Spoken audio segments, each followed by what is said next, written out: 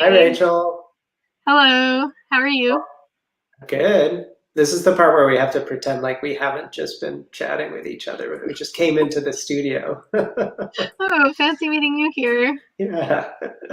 Yeah, I've just been spent so much time backstage with the production staff.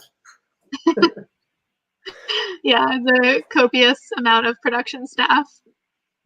If you're Um, just tuning into the broadcast, we will start at 7. We're just running the tape so that people get a chance to join, and we'll be beginning soon.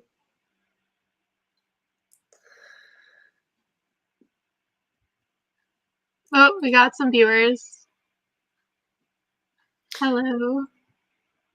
It's amazing how much more quickly people can file into an online event than when we're in person. And you have to find your seat, and then we have to ask people to move into the middle of the rows. Silence their cell phones. It doesn't matter. You can have your cell phone up as loud as you want. Exactly. We're going to start in about a minute or two. We're just beginning. Welcome. Take a seat. Turn your cell phone off or leave it on. Get a bowl of popcorn or really whatever you'd like, since you're in the comfort of your own home. Find as loud a snack as you would like to eat. Yeah, like one of those things that comes on like a sizzling plate and it's got oil splattering all over it. You won't be able to bring those when we're back in person, so enjoy it while it lasts. True, I don't think the Jamaica Plain Public Library would be very happy with us if we encouraged you to bring like loud and messy food into the building.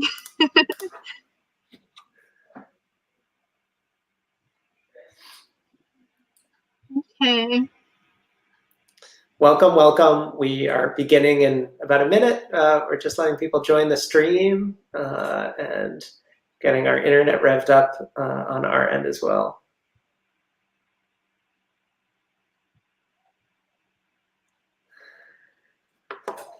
So let's get started. Welcome, welcome. If you're just filing in, that's okay. We're happy to see you. We're going to start with some introductions. I'm Garrett Dash Nelson. I am the Curator of Maps and Director of Geographic Scholarship at the Leventhal Map Education Center at the Boston Public Library, and I am joined tonight by... Yeah, it's flipped. I'm Rachel Mead. I'm the Public Engagement and Interpretation Coordinator at the Map Center. Before we begin today's presentation, I'm going to let Rachel do an introduction that encourages to reflect on the histories of place in Boston, in Jamaica Plain, and elsewhere. Yeah, I want to acknowledge that we work on, live in, and are discussing land that is the traditional and ancestral land of Native peoples. What is now the city of Boston, European settlers called the Shawmut Peninsula, but to Algonquian speakers, it was called Mashawomic. It was and is home to groups including the Mashpee and Aquinnah Wampanoag tribes, the Nipmuc nations, and descendants of the Massachusetts people. Tonight, we're talking about land that we now call Jamaica Plain. The urban atlases we are about to discuss record property ownership in Jamaica Plain in the 19th and 20th centuries, a time period often thought of as long after colonization in New England. But colonialism is an ongoing process, both in the time these maps were created and today. These atlases were produced during the same period that settler governments were prosecuting massive, violent efforts at native land dispossession in other parts of the continent. The land we're standing on today, much like the land that's documented in these atlases, cannot be understood without acknowledging the expropriation and genocide which took place during colonization. Today, tribal nations and bands are still asking for recognition and land rights from federal, state, and local governments. Many of the maps we have at the Leventhal Map Center were created for this project of colonialism, expansion, erasure, and dispossession. The urban atlases certainly represent the erasure. However, Native people remain on this territory, carrying on the traditions of many generations. This land acknowledgement is just an acknowledgement. We do hope that it becomes a seed for change in the ways that we interact both with land and the legacy of settler colonialism. And if you've never taken a look, a good first step that I recommend is checking out the website native-land.ca as an excellent digital mapping project that can develop your thinking about the ways cartographies of colonialism relate to your life and where you live. I did this earlier because I'm actually not presenting from Boston tonight. I'm on Haudenosaunee territory, specifically Oneida. So you can leave a note about whose lands you're on in the comments. I will be looking at the comments throughout the night, and so will Garrett, and we want this to be interactive. So let us know if you have questions or comments, and we will do our best to address them. Great, thanks, Rachel. And as Rachel's reflection hopefully encouraged all of you to think about, our presentation tonight is not just about maps and about historic documents, but it's about all the sorts of questions that maps and geography open up about past places. And at the Leventhal Map Education Center, that really is the theme that we try to develop in many different ways, thinking about how we can understand yesterday, today, and tomorrow through maps and geography. If you haven't visited us, we are located in the Central Library in Copley Square.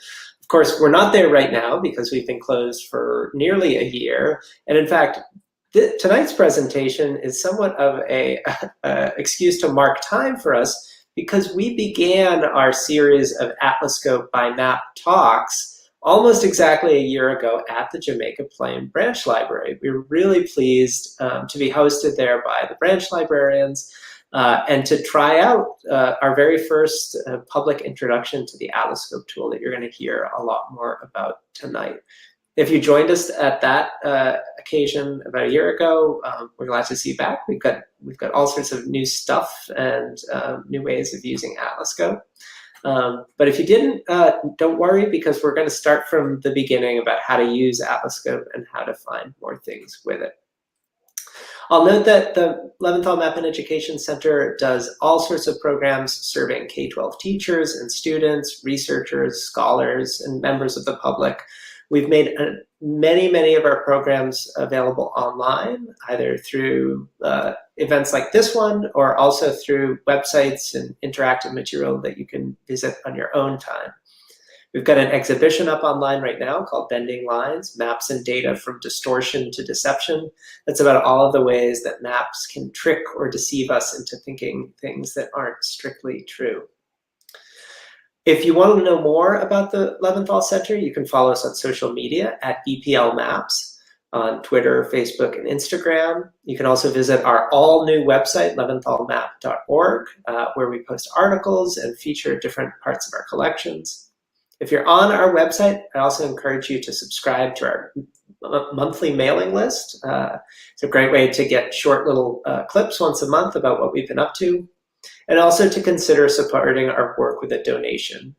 We rely on the support of small donors to make our programs free to teachers and students, and we really appreciate any support that you can give us. Tonight's event is also co-sponsored by the Jamaica Plain Historical Society, as well as 3 of the BPL branch libraries, Jamaica Plain, Eggleston, and Connolly. And so we're really fortunate to have such an amazing network of branch libraries throughout the BPL system. And librarians in each of these branches can follow up with all sorts of questions about local history, about maps, and about research in the BPL collections broadly. With all of that said, I'm going to be here behind the scenes helping to answer questions, but I'm going to turn it over to Rachel, who has done an amazing job over the past few months bringing events like these throughout the city. We record all of them and make them available on our YouTube and Facebook pages. So if you want to see about a half a dozen different neighborhood stories told through Atlascope at branch libraries across the city, check out those recorded videos for more kind of exciting stories about the past seen through Atlascope. With that, I'll turn it over to you, Rachel, and I'll see you at the end. Thank you, Garrett. So I just wanted to make a quick note about the Jamaica Plain Historical Society, which has very graciously assisted in our planning for this event. If you have an interest in Jamaica Plain history, the JP Historical Society wants to invite you to attend one of the other virtual events they're hosting this winter and spring. Details are on their website, so jphs.org, and just click on the events page to see the complete list. The next event is another look into a BPL resource. Aaron Schmidt will be discussing the photographs of JP resident Leon Abdalian. It's a really great photography collection, and that'll be on Sunday, February 7th. So please sign up for the talk on the website. You can also sign up for their newsletter from the website's homepage, so you can get all of their updates about the Society's activities and events every month. And finally, you can become a member of the JP Historical Society from the website, which is a really great way to support their efforts to highlight and promote the history of Jamaica Plain. So there's the JP Historical Society events calendar dropped in the chat there, as well as our website in the chat. And you guys can interact. You've probably seen some comments coming up on YouTube and on Facebook. You're welcome to contribute to those. So I'm going to add my little PowerPoint here to the stream and just start talking about urban atlases, which is what we're all here to learn about. So what are urban atlases? Let me lift this up. Okay, there we go. What are urban atlases? So these are these massive books, basically, that are full of maps, maps of specific neighborhoods of the city of Boston. So, oops, sorry. So they are basically the same as any other atlas that you would be used to, but much larger in my experience than like a road atlas that I would be using in real life. These are like almost 3 feet tall by several feet wide, and they're very cumbersome to use. So they're like beautiful, they're a great resource, but they are like very overwhelming in a way. And if you want to be able to compare years to each other, you really have to have a large table for reading your atlases. So we've tried to find a way around this that allows us to use all of the really rich information that is on the level of houses on these atlases. So you can see a key here from a Sanborn Atlas from 1875. There are stone and brick buildings, frame buildings. They're all color-coded, as well as like frames that have a special hazard. So this is important to note that most of these atlases are fire insurance atlases, which means that the information that people were trying to convey with this was how likely it is that there's going to be a fire in a certain building, and for what price it deserves to be insured. So all of the information that you see on these types of atlases is coming from that. The other type of atlases that we have are real estate atlases, which are concerned with the value of the land. So either way, there's a lot of like rich information, like where the window openings are, whether there's a wall in the middle of the house or a party wall, which buildings are stables. For a long time, I was trying to figure out why some of the buildings were crossed out, and it turns out I just had to look at the key. Those are stables. They're not X'd out. Nothing bad happened to them. Yeah, and then here on the right-hand side is a very important piece of what a lot of people come to us looking for, which is the names of the people who own the buildings. So a lot of the time, if you're doing genealogical research, that's the type of information you're looking for, and that's great. We have a lot of owner-level information from these atlases. So while you're welcome to come and see them in person when we are in person again, we have created a tool that not only makes it easier to use, but means that you can use these atlases and all of the resources that are in them from your own house or walking around on the street, which we'll get to later. But basically, we took those giant books and digitally transformed them, geo-transformed them into a leaflet format that allows us to read them online. So they're scanned at very high levels already. They used to be in our collection in this kind of like grid format online, and you would have to go to each page individually, the same way as if you were flipping through the pages in a book. But what we've done is we've kind of stitched all of the pages together. So the same way that the map would be on the index page of the atlas, we have the entire neighborhood stitched together in that same way. So instead of having the different plates of an atlas, you have like a fully functional map. Different areas of Boston have different coverage in terms of atlascope. Most of Jamaica Plain is covered by 9 atlases from 1874 to 1924, so that's a good 50-year period there. Downtown Boston, the extent is 1861 to 1938, and there are 18 atlases for that. So a little bit more detail there in downtown Boston, but last time we came to Jamaica Plain, almost a year ago, we only had 4 atlases in the collection online. So we've more than doubled that since the last time you saw this presentation. So I'm going to encourage everybody to actually go to atlascope.leventhalmap.org right now and check out what we have to offer there.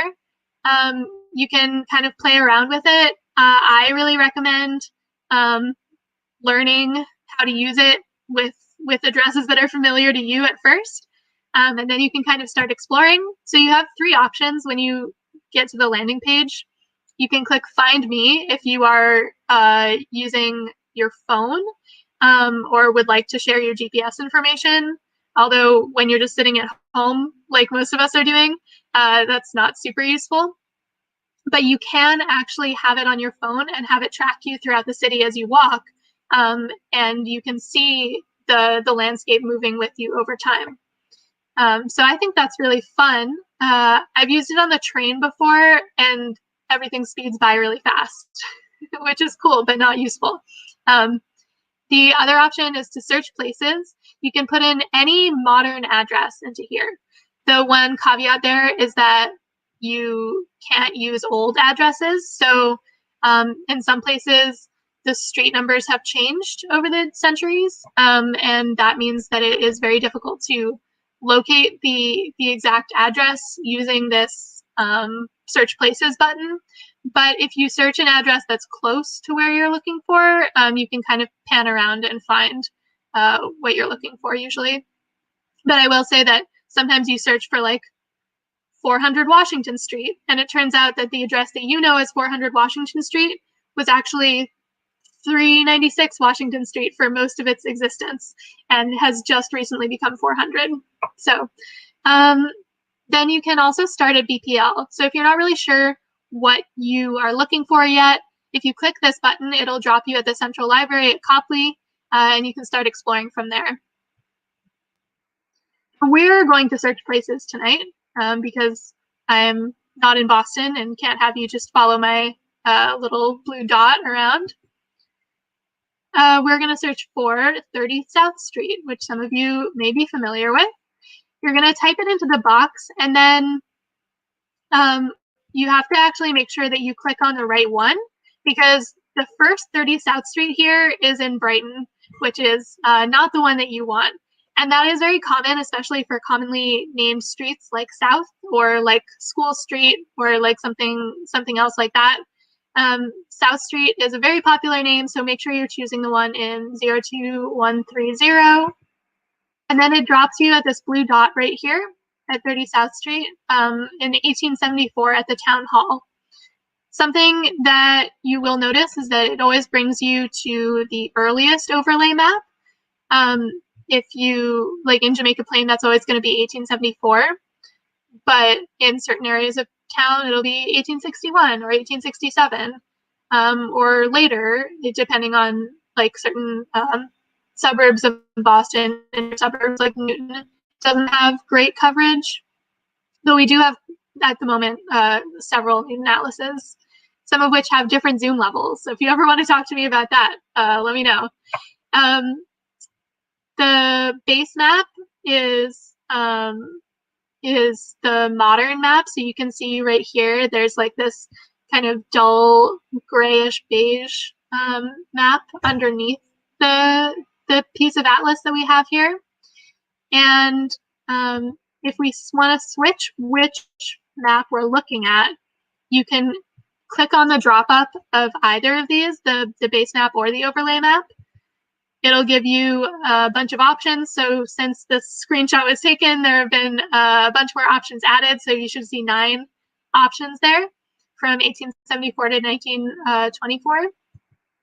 let's say we chose the 1914 atlas, it would give us this image where City Hall has become Curtis Hall, and then the Boston Public Library Jamaica Plain branch is here on the map in 1914.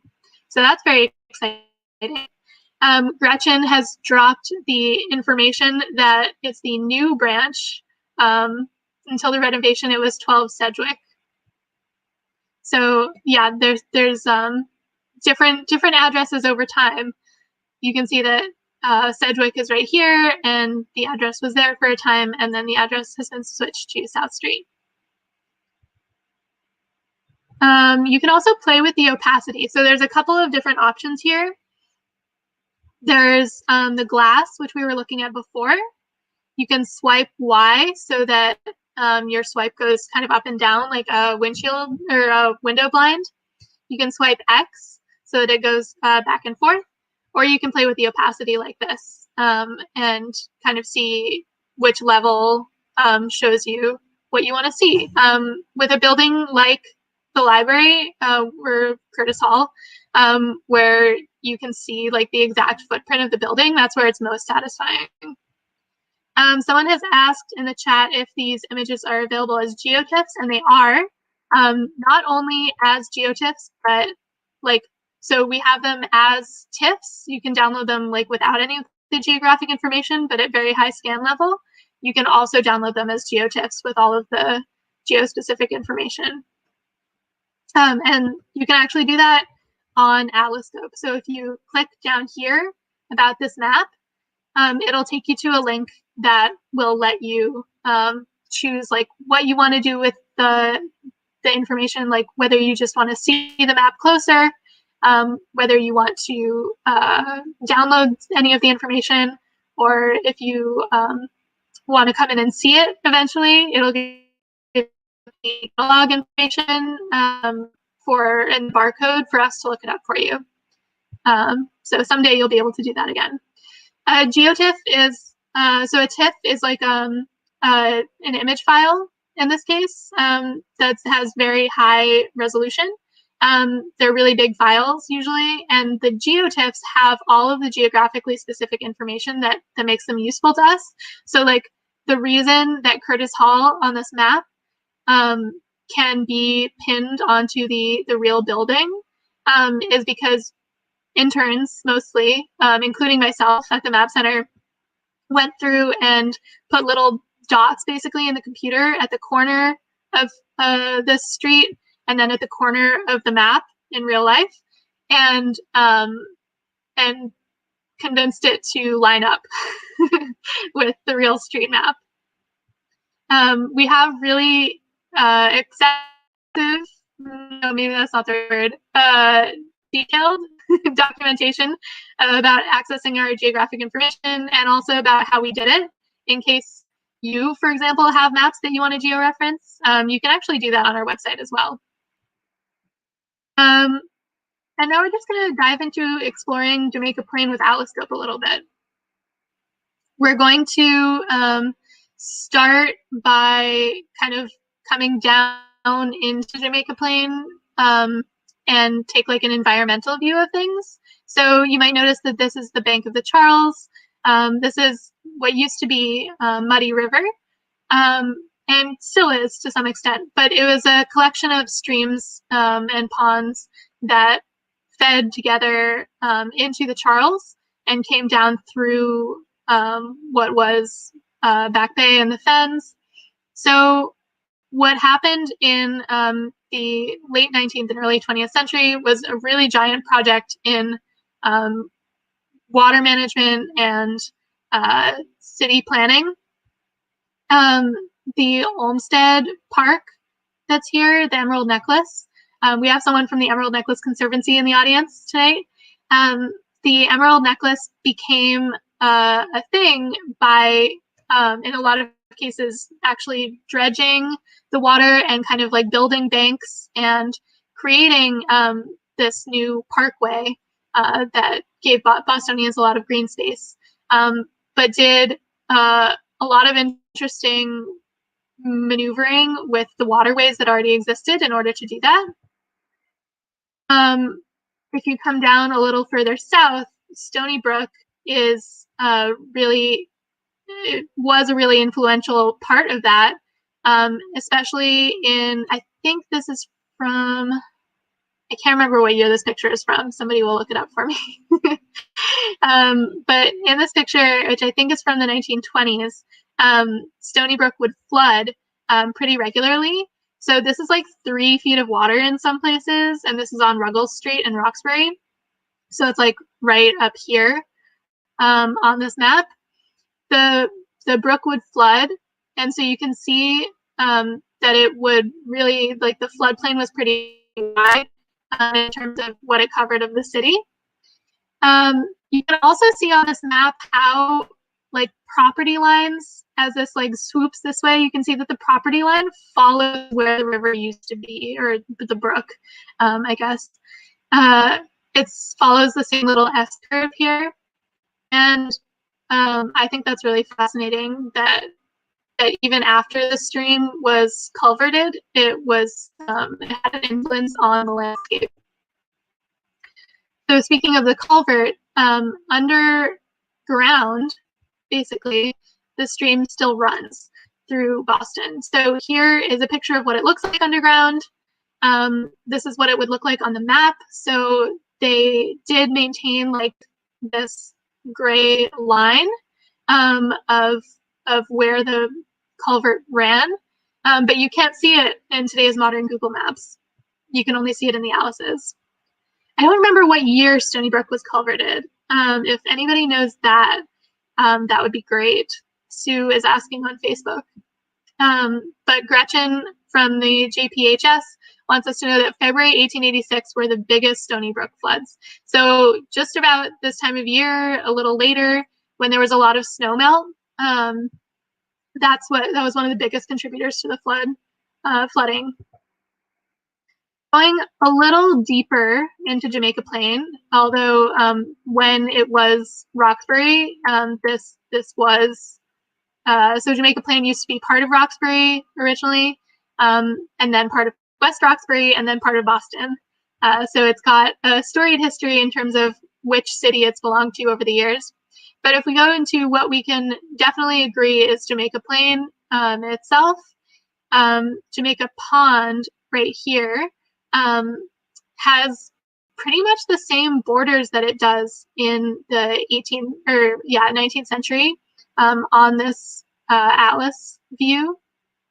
One of the things that we wanted you to notice as well, especially at this time of year, is the ice houses on the edge of the pond. So there's one right here, and then one down here. You can actually see them harvesting ice. This is a Boston Archives photo that shows people harvesting the ice from the pond, and people would actually buy this ice and use this ice. There was no other way to keep things cold for a very long time. Moving into kind of like more urban history, one of the really cool things that you can see in Jamaica Plain especially is these large estates from the 19th century and from earlier being turned into really small bits of property and being carved up. So what this in particular shows is like these giant landowning families having their lots broken up into smaller pieces, and in some cases these lots were taken for storefronts and for residential neighborhoods. In some cases, things like the Arborway were built through to minimize traffic and kind of control movement through the city. There's also, you can kind of see like these railways coming through. These are really part of the driving force behind what's changing, because these were called streetcar suburbs. People were able to get into the city more easily. And it's a really common like piece of the story of urban development. One of the things that is super interesting that I really like about these maps is the editing that happens to them. So they didn't publish like an atlas every single year. Often there would be breaks, or you wouldn't want to buy an atlas just the year after you bought this whole detailed atlas. So what publishers would do, like the Sanborn company would do, would be that they would send out paste-ons for you to fix your atlas in case there were parts that changed. So basically you would have stickers, like a set of stickers that you would get mailed, and you would put them on the correct locations to correct errors or changes, or if there had been a fire and you needed to know that for your business. Like if you were a real estate company and you're using one of these real estate atlases, then that information would be really important to you. But people also just like edited them by hand. So you can see that right here. The other interesting thing about this view in particular is the factories. So I can't remember what this factory, oh, this one's the Moxie factory, which is soda. Jamaica Plain was a big manufacturing neighborhood in certain eras, including, including, nope, it's a little further along. I'll get to the exciting part later. But Jamaica Plain has also been like a residential neighborhood for a very long time. So not only have Native people lived here for over 10,000 years, after white settlers got here, they started living in Jamaica Plain pretty much immediately. There were, I think, 3 big families that moved in the 1630s, and it started being called Jamaica Plain in the 1660s, 1670s is the earliest record. But the way that people lived in the neighborhood obviously changed over the years. So you saw that here with the dividing up of lots, but also the neighborhoods themselves were kind of planned over the years. So this is a really good example, which is the Woodbourne neighborhood, which was a Boston dwelling house project, kind of avant-garde urban planning, low-income housing that was modeled after like English garden cities. There's this really great Boston North End Mission document that talks about all of the projects that get help from the Boston North End Mission have to be helping intemperate and fallen women, the case of destitute children, and relief of the poor. So that was kind of what this plan intended to do with their kind of self-enclosed little neighborhoods. And here's a Frederick Law Olmsted article that he wrote about his project that was also actually called Forest Hills Gardens, but was in New York. So that's why there are Forest Hills in multiple places. It's something you can blame on Olmsted or thank Olmsted for, depending on how you feel about that. Back to the pond, right next door to the ice house is the home of Francis Parkman, who was a very influential figure in a lot of ways. However, he was also a nationalist and a bigot in a lot of ways, including that he was anti-women's suffrage and really quite an interesting character in Jamaica Plain history, and also like our history of our national identity and how we see ourselves, especially white settler populations, in terms of our interactions with Native people. So Francis Parkman is definitely important to talk about in terms of histories of Native genocide and exploitation, including the fact that there is now a giant monument on the banks of the pond that is dedicated to him, but has the visage of a Native person. So that kind of ties into what I was talking about earlier in my land acknowledgement, that these histories are here. You wouldn't necessarily know, if you didn't know the name Francis Parkman, that this is a piece, like a really important piece of Native histories and the way that our construction of ourselves has been made as a country, but there it is. Oh, and the I forgot, this building is a shoe company, the Thomas Plant Shoe Company. Here's a picture of Francis Parkman's house, which I believe is still there. And I don't know what year this photo is from, but it's from the Jamaica Plain Historical Society and Olmsted National Park. This is another piece of history that is kind of hard to uncover.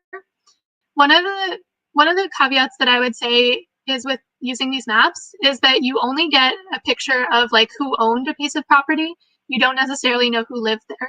So I definitely recommend using these still for genealogy and for like microhistory purposes. You just have to use them in conjunction with other sources because you do need this to know the real address of a house. Like, for example, I doubt that this house where we've landed at this blue dot is still 43. It could be, but it's probably not, especially since you can see the former line between Roxbury and Boston cuts right through these properties. And that often changes things like what the numbering system is and what the streets are called. So I definitely think that these are vital in terms of our map research. However, you wouldn't know just by looking at this that this house in particular was owned by Maud Cuny Hare, who I think was the first Black woman to perform at the BPL in the courtyard by the fountain. Instead, it is under her brother's name, I believe, this building. So even though she owned it outright, she was the famous person in the family, and she probably paid for the house. The building is not in her name. So that's the kind of thing that you would need other resources for. What I've used in the past often, and which is a really great resource that BPL has available right now, is Ancestry Library Edition. You can actually use it from your home right now. If you have a BPL library card, you can VPN in and check it out yourself. And yeah, so I definitely recommend doing that. I think that it's a really great resource. It's obviously like proprietary, which is something that this is not, and we really value as a library, but they are really excellent sources, especially the census information. Another great thing that we have that I definitely recommend everybody checking out, if not right now, then very soon, is the Digital Commonwealth collection. So it's a bunch of different collections from Boston and from the surrounding area in Massachusetts are all pulled together on Digital Commonwealth, including like our collection, the Leon Abdelian collection that I was talking about before that you can hear more about on February 7th at JPHS. They have like really massive documentation of things like letters. This letter is from Maud Cuny Hare, I believe, to W.E. Du Bois, yeah, in 1931. So you can really track like all sorts of things through Digital Commonwealth. You can see our maps, you can see photography, you can see permits for things, and you can like see the like Black intelligentsia moving throughout history, which is really cool, and read a lot of Du Bois's letters, which is really lovely.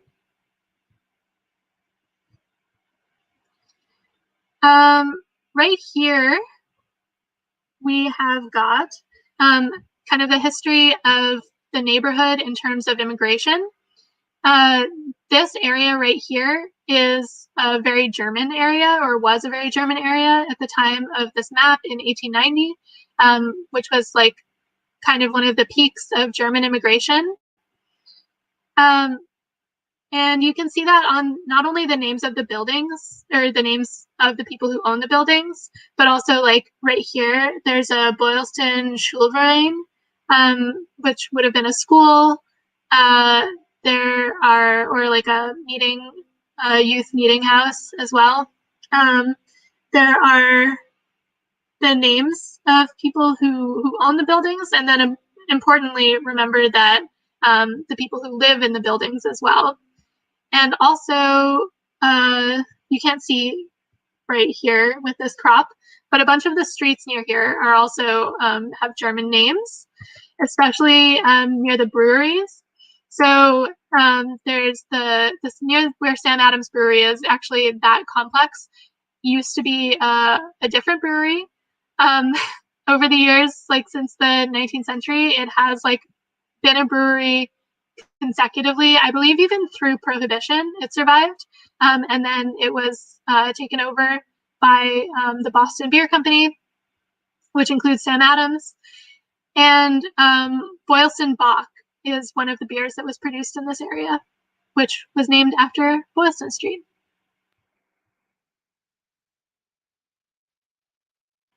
And Jamaica Plain is home to a lot of maps, not only the maps on AtlasScope, but we have a lot of sheet maps of the area as well, including this really beautiful bird's eye view, which I recommend everyone take a look at, which is in the digital collections, our digital collections at the Leventhal Map Center. It's got like these really gorgeous, we had this on display recently during the art and maps show. But it's got these really detailed, beautiful pictures of buildings in the neighborhood, and then a gorgeous view of the whole neighborhood up to the pond there. And what I recommend you do is actually like scroll in and use it to its strengths, which will be like really seeing the detail on it. Like all of these areas have little numbers that you can't see on this view that are like labeled down below. So take your time going through our collections. I will have an article up that kind of summarizes all of this tomorrow on our website, so stay tuned for that. It'll have links to all of the photographs and all of the map views that we used tonight. So I do want to switch to kind of more of a question and answer, or like your own historical geography questions. So I'm gonna take this down and open up a new window. Garrett, would you like to come back in for this part, or? Sure. Hi, everybody again. I'm just gonna start an AtlasScope window. Well, while Rachel brings AtlasScope up, should have maybe been clear at the beginning, but we can see when you write into either YouTube or Facebook. So if you have a question about AtlasScope, or an address that you want Rachel to look up, or a theme that we should dive deeper into, now's the time. Drop it in, and we're gonna take a visitor guided tour through AtlasScope. Ooh, and someone has pointed out that that the brewery is owned by the neighborhood, which is interesting. I didn't know that.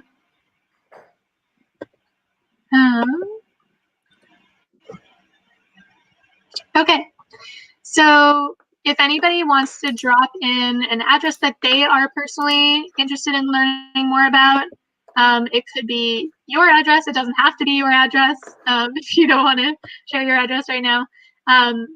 But any address that you want us to look up, we are happy to do that. So we got our first request. Sorry, this is a strange shape. Is that 225 Center Street? Mm-hmm. So again, you have to be kind of careful because the first one that comes up is in Roxbury.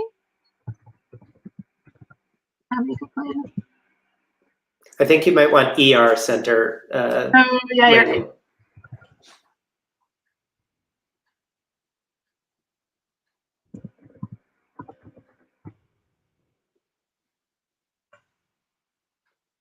Okay, so it's just taking us to Center Street and not 25.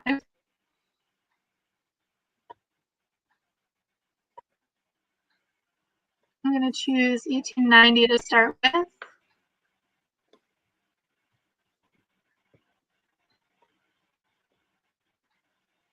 And like Rachel said at the beginning, remember that when we search for an address, we're searching modern addresses. So, and we certainly don't know every single address and every single street in Boston. So feel free to chime in. Are we looking at the right place? What are we seeing here? Does it seem recognizable to you? So Rachel, maybe you can show like where you would actually see the addresses, the historic addresses labeled on the map. Yeah, for sure. So this one is kind of funny.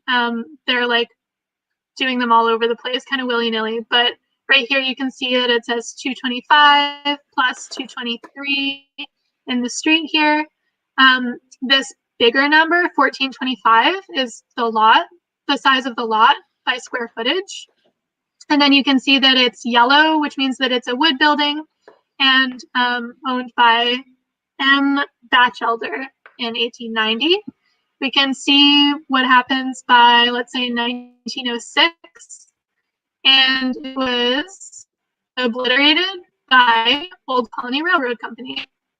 So no 225 anymore after that, which is interesting. And you learn something about the city that way. Cool. How about Forest Hills? The cemetery. Just Forest Hills Cemetery? Okay.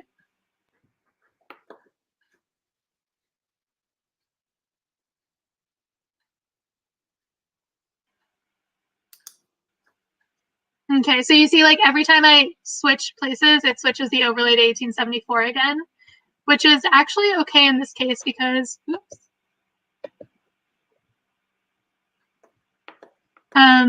Because this is a really pretty version of the map, is in 1874. So you can see all the names of the streets and stuff within the cemetery. And then if we move to a later year, like 1890, yeah, this one's not as good. Well, it's very beautiful still, but something that I like to see is the little street names. But you can see the area that's kind of like abutting or the cemetery that has houses on it and the churches.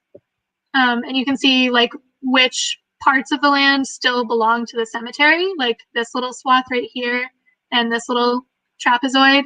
But some of these are privately owned. While we're down in this area, how about Franklin Park? Yeah, for sure.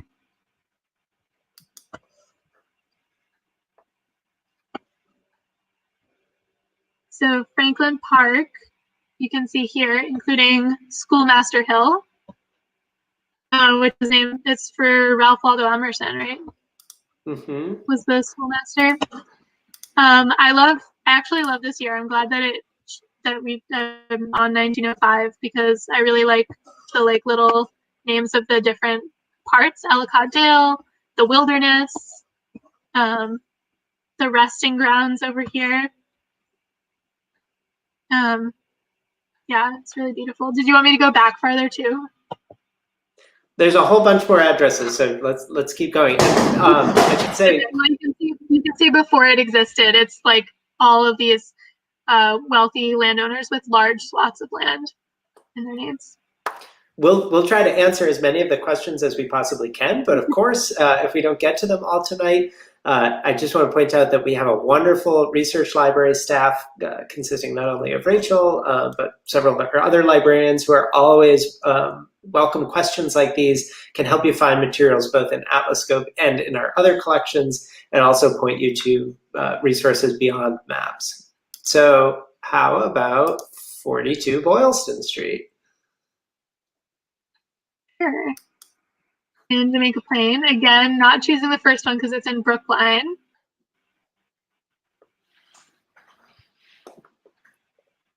Okay, so in 1874, that property belonged to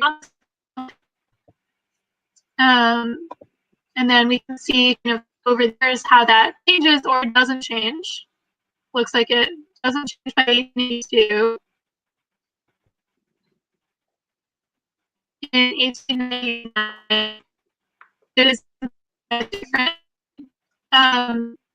A.N. Wheeler et al. Trustees. So there are these like little abbreviations that you'll get used to the longer you use them, like HRS for heirs and TRS for trustees. And then we can come up to the newest version in 24 when this area is being kind of and developed and having a street put through where the address is.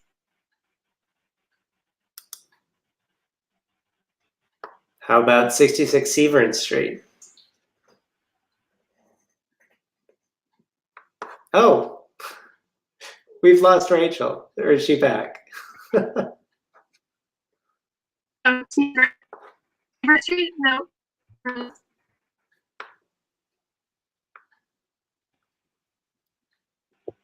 Okay. So, ooh, this one has this funny red line that I don't understand. So that property looks like it belongs to an E.F. Siebert or Siebert.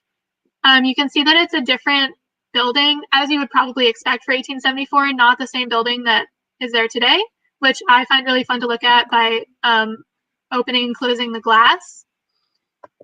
By 1896, let's see if that has changed.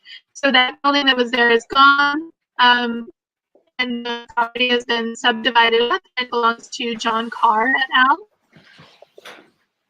And then by 1924, it does, this might be the same building. Yeah. And it's a news building owned by John Coretta trustees. No, John Carr et al. That's funny. Trustees.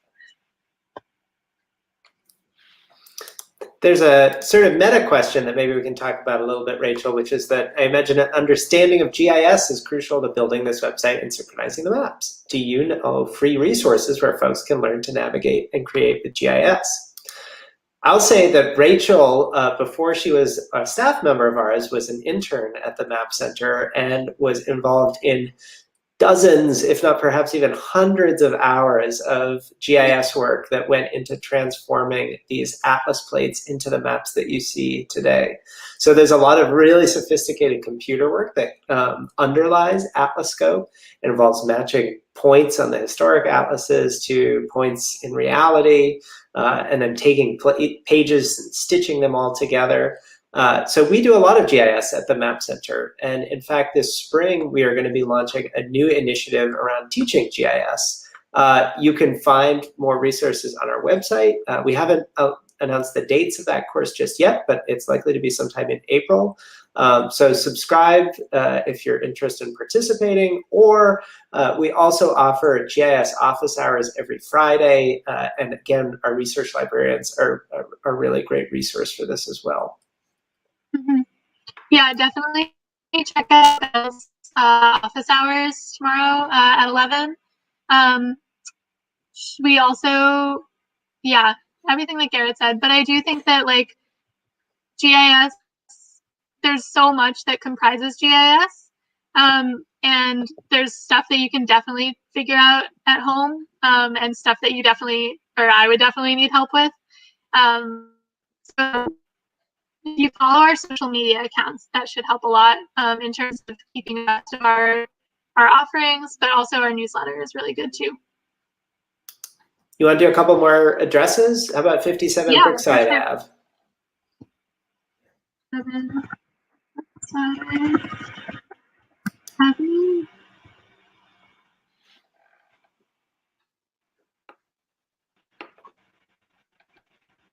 Okay. So as you can actually see in this earliest map in 1874, you can see why it's called Brookside Avenue, because it's down along the side of Stony Brook. Even though you can see that it's already been culverted here. No building there yet. In 1890, there is the Cable Rubber Company. I wonder if they were there before that. So you can kind of like play around of years and then go back if something happened in the interim.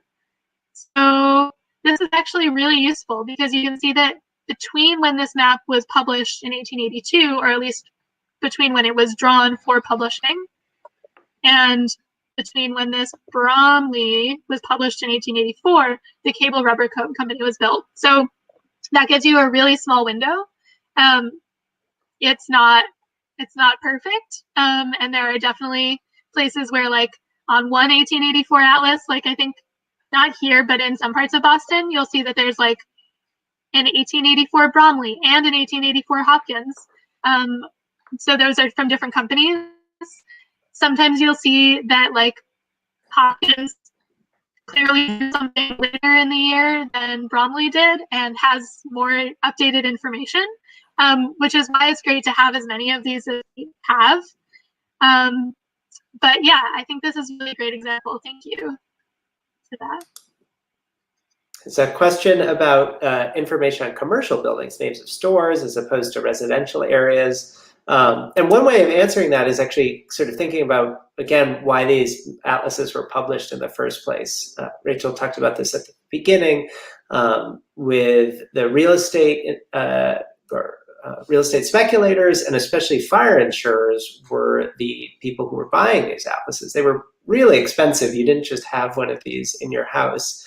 And so most of these atlases don't show the sorts of things that like a consumer would be looking for. Like you wouldn't have used an atlas like this to find the nearest shop or barber or something like that. But certainly the owners of buildings, and then for the atlases that have fire insurance details, industries and occupants that would have presented a fire hazard.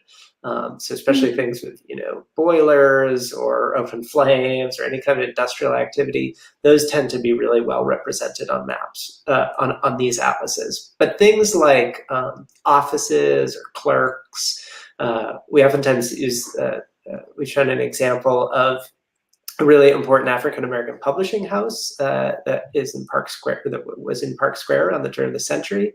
And you can only find that by knowing that it was above the Franklin Savings Bank that owned the building it was in, which on our atlases just says Franklin Savings Bank.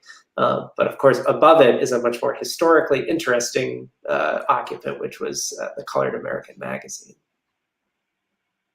Yeah, I would say like really big companies like the Franklin Savings Bank, like someone who's paying a lot of rent, might actually feature their name on the map. But like you can kind of see it here where Boylston Brewery is labeled, and you can see that it's owned by Hoffenreffer and Peters and Meehan, but Hoffenreffer is the guy whose name was on the building. But then this place is just called Leather Factory.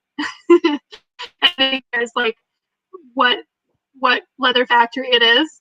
And if you jump ahead to 1924, this area, yeah.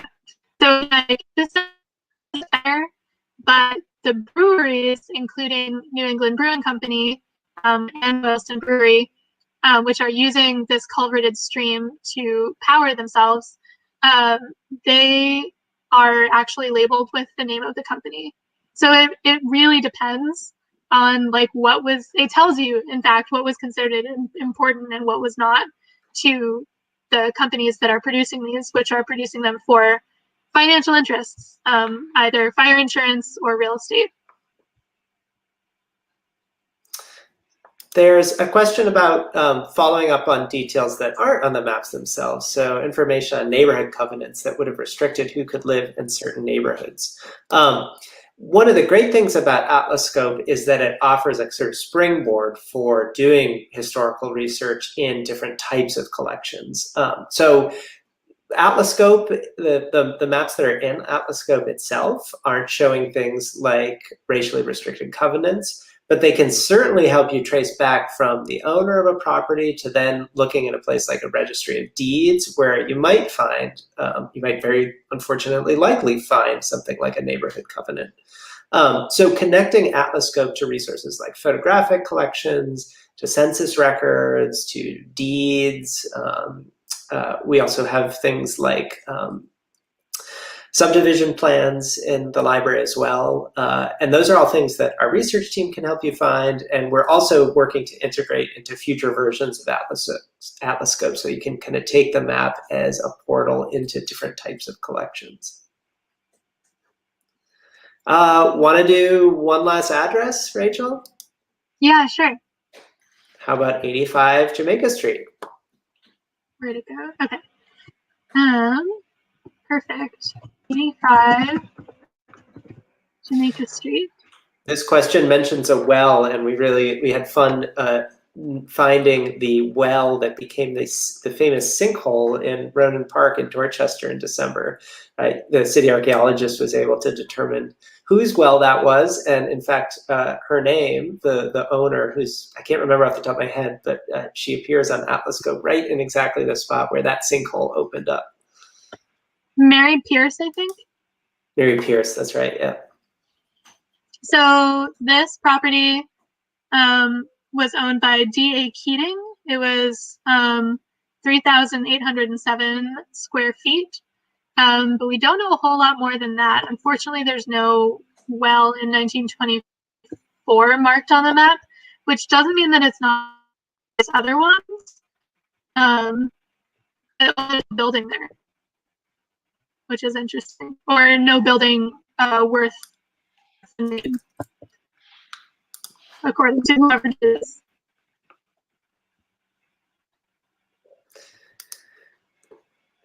Since I teased a little bit about the things that we're working on in Atlascope right now, I see there's a question about using something like machine learning to extract layers from the building footprints and road lines, and then detecting where change has taken place over time. It's a really interesting question, and it's something that we're experimenting with right now. As Rachel mentioned, you can't actually search the text on these maps because the computer doesn't recognize it as text. So even in this view, if you were to search H. Grady, you wouldn't find those words because the computer doesn't know that they're words. But we're working on a few things involving both machine learning and also like crowd transcription of these atlases that will allow us to connect things like building outlines and parcel footprints and names that are on the maps to a much richer source of secondary information that then can be useful to researchers and to other people studying history. Because it would be so cool to be able to just take these addresses and plug them straight into like census documents and figure out who lived in a certain building. Just like imagine if I could just like hover over this and it would tell me. That would be pretty neat. So, well, we're just about at the top of the hour. Rachel, do you want to wrap up with some final thoughts? Yeah. So we don't actually have another one of these scheduled, but we do have some other events. Especially, I just really want to plug Bell's office hours. There is one tomorrow at 11 a.m. That we will post the link to on our social media. And there are other events that we have on our website. Other than that, if you want us to come, like if you're not from Jamaica Plain and we haven't been to your neighborhood yet, we would love if you would hit up your branch librarian and say you want this program in your neighborhood. We do have like a variety, like Garrett said, I think we have 6 already in the hopper on YouTube ready for you to play right after this. The beginning will be a little bit of a repeat, but your neighborhood history part will be different. So check out our events at our event calendar. We hope to see you again in person eventually. But for now, we will be here on StreamYard on your YouTube and Facebook saying hello every once in a while. And again, we don't have any updates about when we might be opening in person, but as soon as we do know that, I want to invite you all. We've made Atlascope really easy to use at home, but we hope that it only whets your appetite to come into the collections and to see them in person. There's really no substitute to seeing these amazing maps, as bulky as they are, in our reading room or in our gallery. So please do stop by the Central Library when you have a chance next, and we'd love to see you. We have all sorts of people who would be excited to work with you, whether you are a student or a teacher or an amateur researcher, or if you're writing a book, or if you're just interested in maps. Please contact us, talk to our librarians, talk to our education team. We'd be happy to get involved. We also have a brief survey about this program, which we'll drop in the chat right now. If you have a second, we'd love for you to fill it out and let us know how this went and what you'd like, sorts of programs you'd like to see in the future.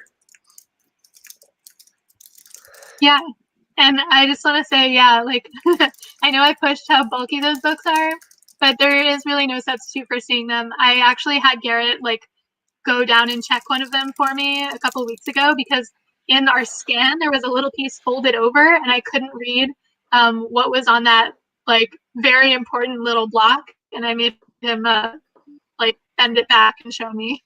So it's really important to be able to have these resources for everyone. Thanks, So, yeah, everyone, for being here. And remember, this video itself, if you want to watch it later, will be up on our YouTube and Facebook channels. And then Rachel will be posting an article on our website with some of the most interesting zoom-ins on Atlascope that we talked about here. Have a great evening, everyone, and hope to see you again soon. Bye.